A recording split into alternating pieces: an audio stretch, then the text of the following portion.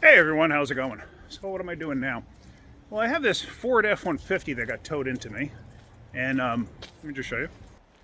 It got towed in from another shop, and I guess it broke down on the road or whatever, and the other shop said, "Oh, you got something going on electrically, and we can't take care of that. You know, you're going to have to find another shop that's beyond us." Okay.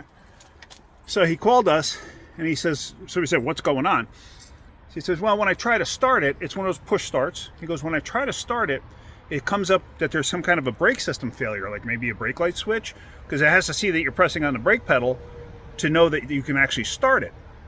Let me show you something, because I'm just curious. I mean, I don't know what's going on. I mean, I have a sinking feeling it's just a battery, but I'm not sure. But let's find out. So, climbing in.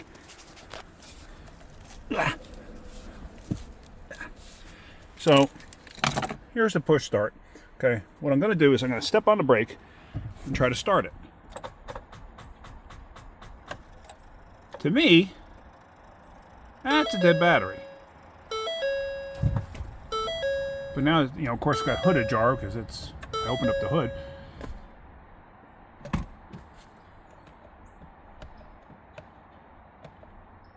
To start, press brake. Okay, press brake. Okay. C manual, and then to start, press brake. Power active. Okay.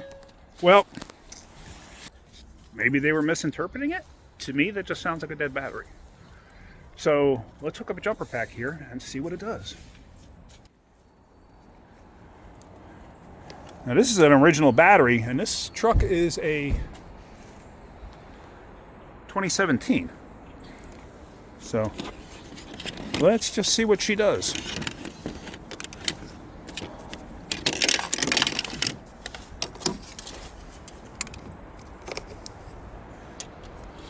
All right, well, it says it's got 10 volts, and now it's showing that it's ready to start.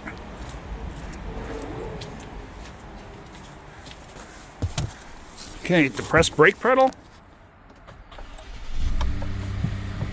And start it right up. Now, the customer did say, too, that the pedal felt really stiff. Well, yeah. If the engine's off and you press the brake pedal enough, you're going to lose a vacuum, or if it's hydraulic, you're going to, if it's a Hydro Boost system, you're going to lose that hydraulic pressure. So, yeah, it makes sense.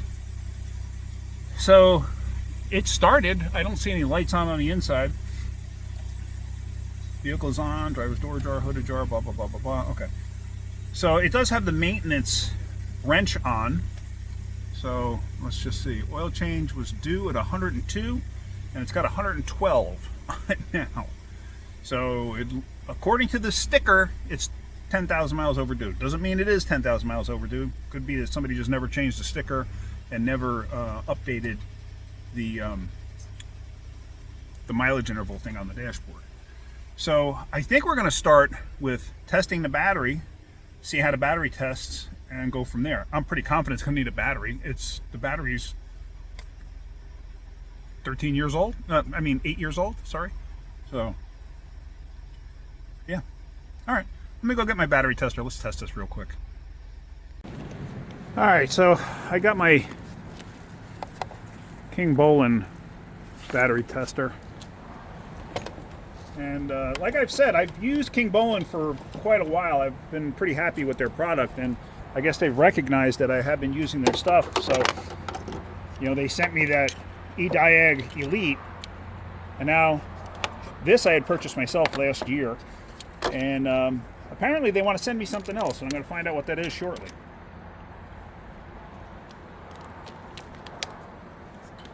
So let's just see. We're just going to do a quickly test. We're going to do a battery check. It's going to be a 12 volt. We're going to do an in-vehicle battery test. Please confirm the engine is turned off. Yep. It's a regular, actually it's an AGM, and I believe it's what they call a flat plate. Cold cranking amps, can I see? Yep, it's 800. So we're going to go cold cranking amps. This is a pretty inexpensive little battery tester, and I tell you what, it does come in handy.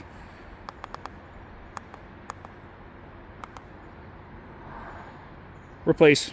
See, it's dead. Yeah, state of health is 2%. This thing's shot.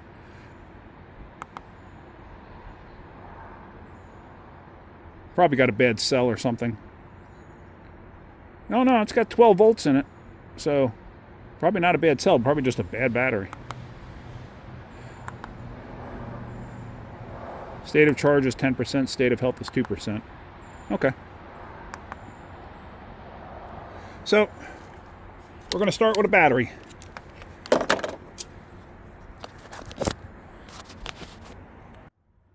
So, right there, I mean, is it possible the other shop just didn't know what they were doing? Anything's possible. I don't know. I really don't know. I don't know anything about the other shop. It was one town over. The other thing, too, is I'm just underneath the hood here, and I could see right away. It's low on coolant. And, like I said, it showed that it was way overdue for an oil change. So let's check our oil real quick.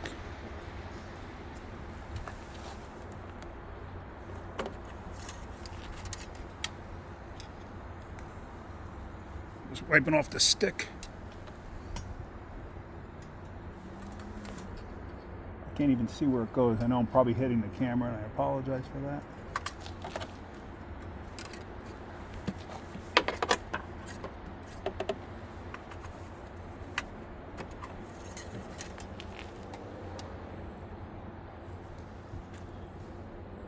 And it's, yeah, I mean, the oil doesn't look terrible, so it's probably been changed.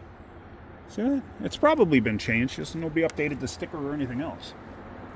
So we get that a lot, but it's always worth checking, because you never know. All right. Let me go find out about a battery, see if we have one in stock. We might not. I don't know yet. So let me take a photo of this. I'll find out. And then we'll replace the battery. All right, so we got the new battery, and we're getting ready to put that in. It's drizzling out here, so I'm going to try to keep you safe, at least keep my phone safe. I'm going to stick you somewhere where hopefully you won't get soaking wet. Not that you're going to get soaking wet, but you know what I mean.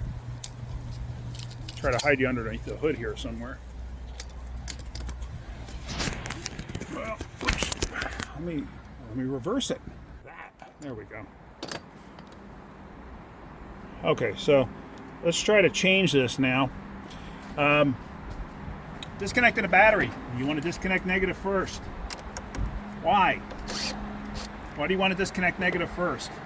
Because now, let's say you go to disconnect positive now, and let's say you had negative still connected, and you accidentally ground your tool out to something.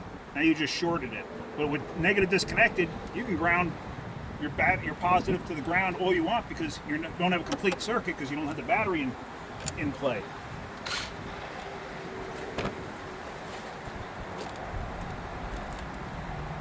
So there we go, quickly and easily. It's 10 millimeter on the top. It's an 8 millimeter hold down bolt. Put this cozy around the battery, this battery warmer, whatever, battery cozy, just to make it kind of feel comfortable. Actually, this is going to slip out from underneath much easier, I think.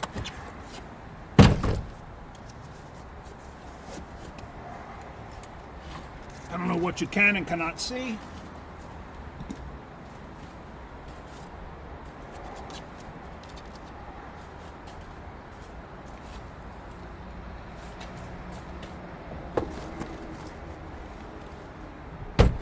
And it doesn't really matter, honestly. 6 to 1, half a dozen the other.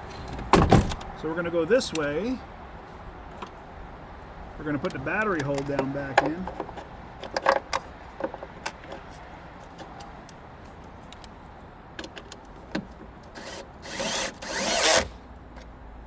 Like that. Now we'll put the cozy back on.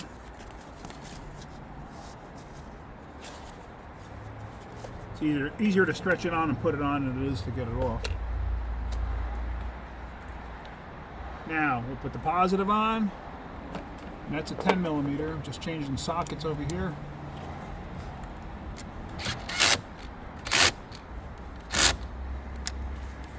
Perfect.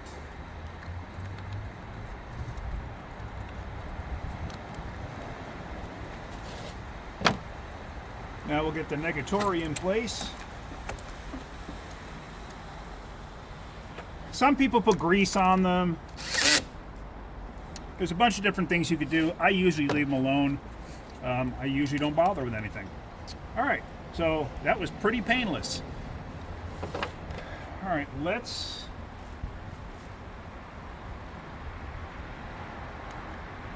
All right, let's make sure this thing starts now. Oops, sorry about that. Just move all of this.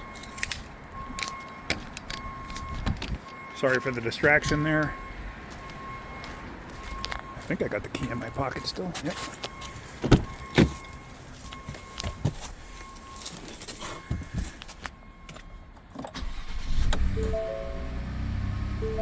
That's it. Starts up, no problem. Vehicle is on. Yes, it is. Doors ajar and hood is open. And the dimming is okay. And the vehicle is on. We already know that. Okay, so...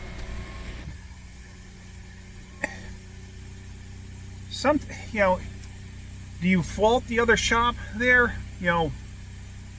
They just assumed something was going on? I don't know. I really don't know. I don't know the story. But it turns out it just needs a battery. I mean, that wasn't that difficult to change. So,